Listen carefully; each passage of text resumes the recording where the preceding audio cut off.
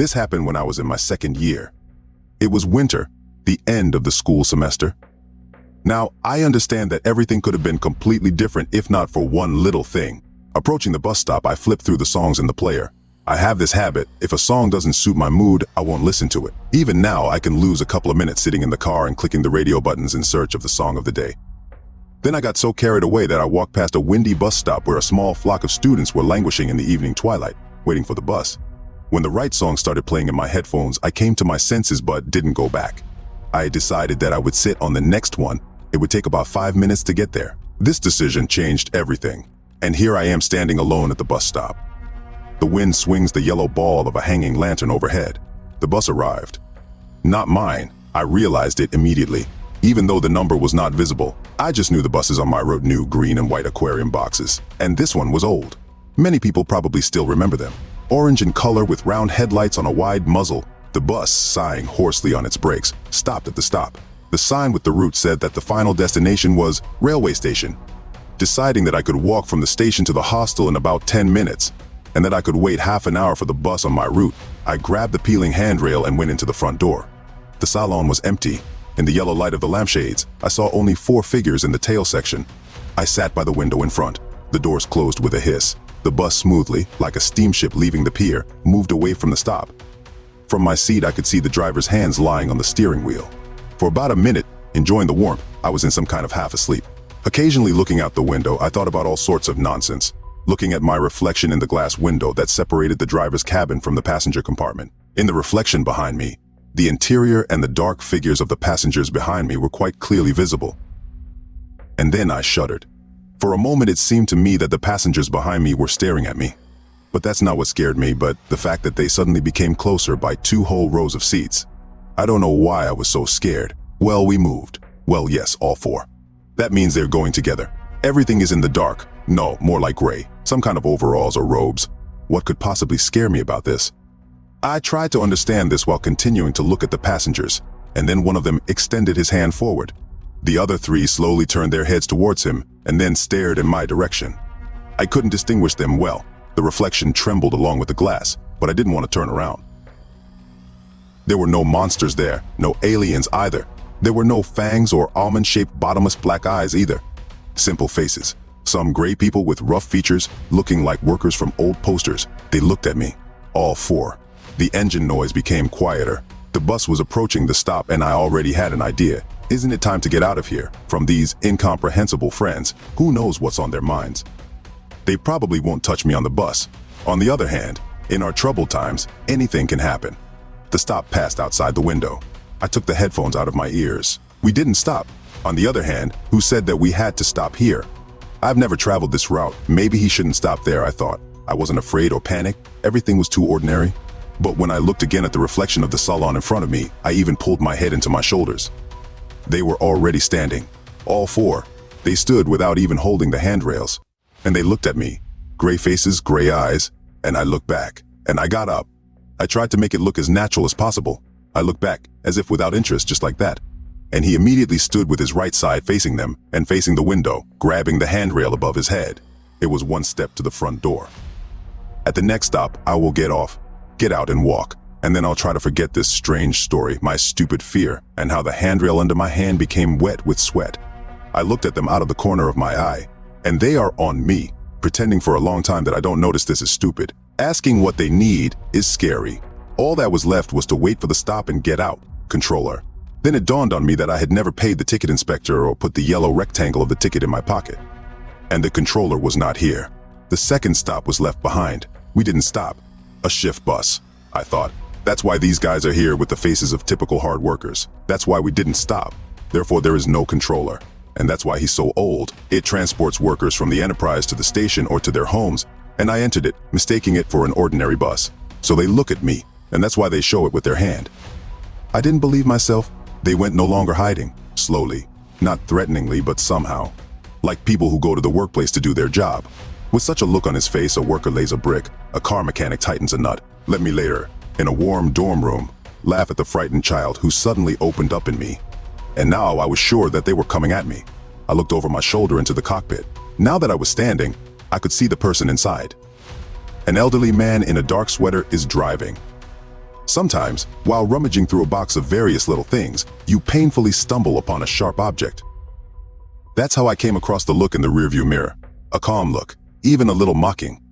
He saw what was happening inside his bus, and 4 men were already approaching. I didn't need to turn around. I knew. In such situations, you need to say something like, "Are you having problems? What's the matter?" But I only had enough for a limp, questioning movement of my head. Like, "What is it? Why did you come to me? Do you need help? Or my money? Or my life? I'm not a weakling. I'm not ashamed of my fear then. You need to be on this bus, see these faces that are approaching you like a truck wheel on a beer can. The can is not even a problem, not an obstacle. It will simply be crushed in passing." One of them leaned somewhere between the seats and took out a large black plastic bag. The second one picked up a brown leatherette bag lying under the seat. Something metallic clinked in it. Still calmly, they moved towards me. Calm faces, measured movements. The bus braked sharply. And then there was a roar, a ringing, and the sound of a signal. And 4 men immediately perked up. Somehow fussily, craning their necks, they looked behind my back. The doors opened, and all 4 of them ran past me and out of the bus, as if I wasn't there. I heard rough boots begin to move away with a dull creak. I finally let go of the handrail and saw blood on my hand. When the bus crashed into something, and that's what happened, this sound cannot be confused with anything. My hand moved along the handrail, from which a loose screw, a piece of wire, or something was sticking out. Something like that. An oblique groove across the entire right palm. But I was overcome with relief. Just think there was an accident. But they no longer come at me so silently and fearfully. I walked down the steps. He looked ahead. Everything was clear. A gray Zhiguli car jumped out of the alley, and so unsuccessfully that the bus didn't even have time to slow down. 4 people from the bus were fussing around the car. One opened the hood for some reason. The 3 others were pulled out from behind the driver's wheel. And then one of them began to spread that same black plastic bag on the snow, and the other, with a dull ringing sound, rummaged through the brown bag. I saw the driver of the Lada, a young guy. He didn't seem to be seriously injured. He was laid on the ground and one of the workers bent over him. From the outside, it looked as if the bus passengers were helping the poor guy who had been injured in an accident. Only the guy from the car kept trying to break free and get up, but 2 of the passengers were already pressing him to the ground, and the third was taking out something oblong, metallic, shiny, from his bag. The 4th one turned around sharply and looked at me, and I'm on him. At the same moment, I heard a blow and a crunch, and saw an incomprehensible object quickly fall onto the head of the driver of the car. It looked like a small tire iron, but with a hook, like a hook.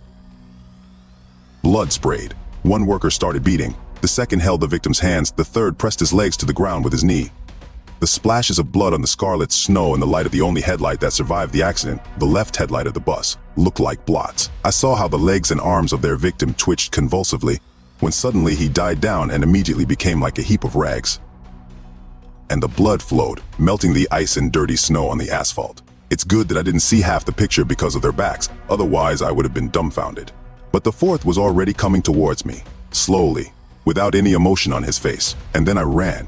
In such cases, they always write, I ran like never before in my life. No, I have never run so poorly in my life. Never in my life has my heart pounded so wildly, my breathing has become unsteady, and my legs have become tangled.